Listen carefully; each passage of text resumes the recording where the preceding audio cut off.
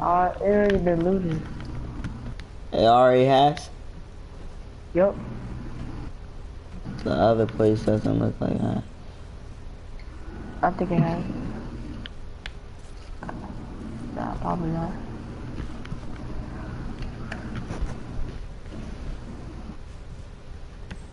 Where you wanna head towards? Salty? Salty all day. Let's just wait for the circle, wait for the circle. Get some wood and wait for the circle.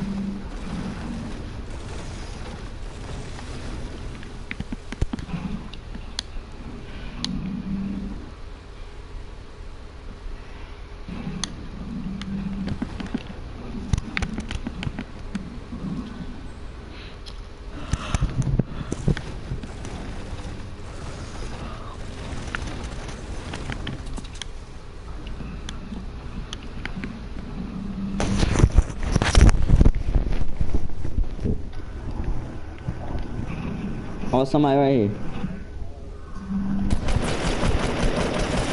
Oh yeah, I see it. It's two people.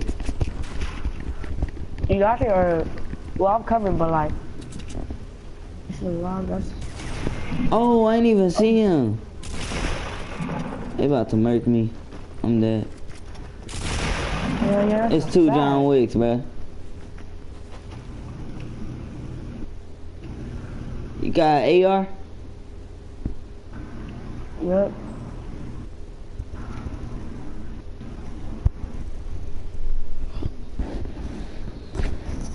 Kill that other one.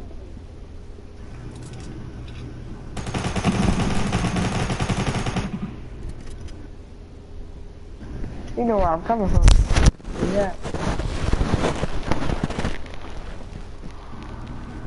I wasn't gonna shoot him. To be honest.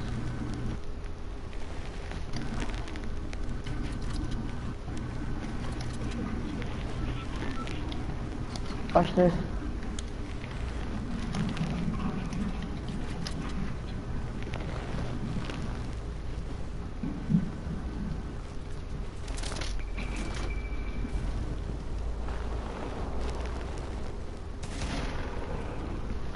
Oh, they're fighting someone.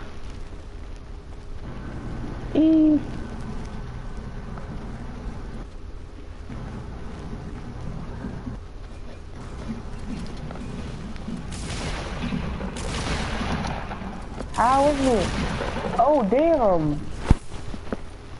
How the fuck did I even, bro?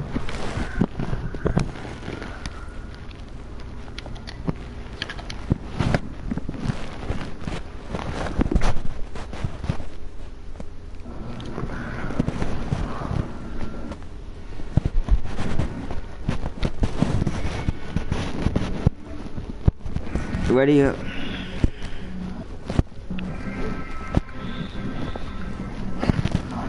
I want to broadcast, but then I want to get a win.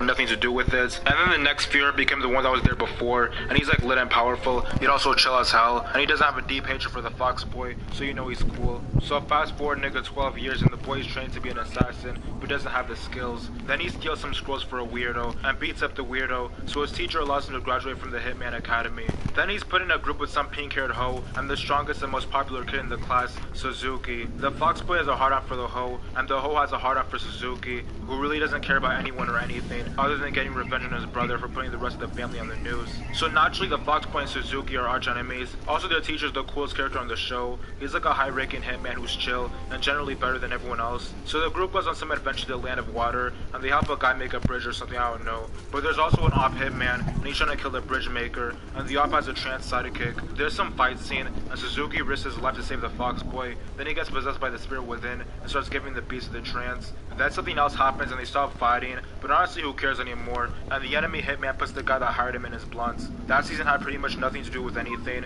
and now the plot begins. So the three musketeers are doing something when they notice that a bunch of dirty foreigners from the sand are polluting their streets and bullying the Fox Boy's disciple that also happens to be the grandson of the Führer. The foreigners are a sand boy named Gary, a girl with fans, and a puppet guy. Then it turns out that these refugees are here because there's some tests being held to determine who can be promoted to be a mid-ranking assassin.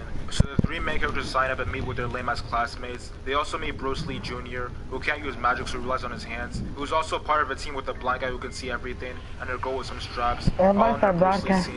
So they all take a GED test with the purpose being to cheat, and all the relevant characters make it to the next round. So in the next round you have to survive in the wilderness, and you know niggas is grimy. Also there's some guy that looks like Smithers that's nice to them. There's also this snake man that shows up and starts bullying the main characters, and even gives Suzuki a hickey. So after handing it out to the kids, the snake man also rides as one of the instructors because she was his former student. Also the guy that was really nice was really where you wanna go?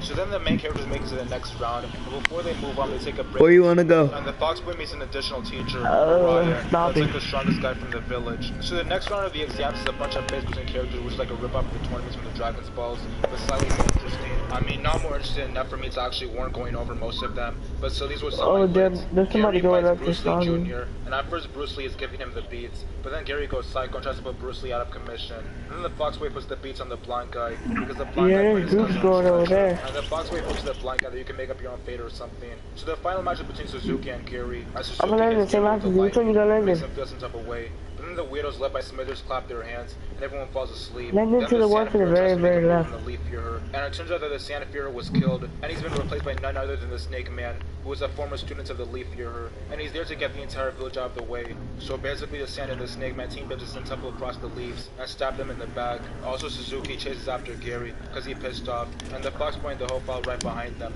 along with some smart guy. But then the smart guy takes a detour, so whatever. So the Leaf Führer and the Snake Man start throwing hands, but then the Snake Man does the most, and resurrects the first two Führers, to make them fight the current one just so he can get in his feelings. Meanwhile, Gary gives the piece to Suzuki and the Hope, and then starts throwing hands with the Fox Boy. It turns out just like the Fox Boy, Gary has a spirit within him, and is hated by the village with a burning passion. Also, his fake-ass uncle was the only person nice to him, and tried to get him out of the way, so he feels a little way about everyone. But back to the actually interesting plot. It turns out that the Snake Man has managed to find a way to live forever by finessing bodies, and he wants to possess Suzuki so he can get his eye superpowers. So the Leaf Führer managed to seal away the former Führers, and also seal away the Snake Man's arm so he can't do magic again. But in order to do that, the Führer sacrifices his life. So as expected, the Snake Man gets in his feelings, and has to be carried away by his slaves. So now the entire war is cancelled. Meanwhile, the Fox Boy puts Gary on a stretcher, and I guess Gary reforms or something and now isn't genocidal. So right after this nonsense, Suzuki's cool as brother named Hibachi stops by with a sharp punch to take the point and strike the power, because basically they're Xerists or something. So Hibachi hands all the teachers an L, then pisses off to find the Fox Boy. So then Suzuki shows up for revenge, but Hibachi gives him the absolute beats, and makes him relive the day of the family's massacre. So at this point he's like my favorite character, and he was so cool to me growing up that I decided to wear his outfits. But anyway, Hiraya shows up and makes them piss off. So then Hiraya and the Fox Boy go on an adventure to find the new Führer, and they do. And it's a woman named Tsundere. And there's some nonsense with the Snake Man, because Hiraya, Tsundere, and the Snake all used to be one team under the old Führer, just like the main characters. Anyway, Tsundere becomes a new Führer, and Bruce Lee Jr. gets healed up after almost being paralyzed by Gary. And this is around the time I started watching the series when I first saw it. I mean, like DBZ, I went back and saw all this stuff before, but yeah, this is where it began for me. So Suzuki gets his skills over his weakness, and challenges the Fox Boy with Agni Kai.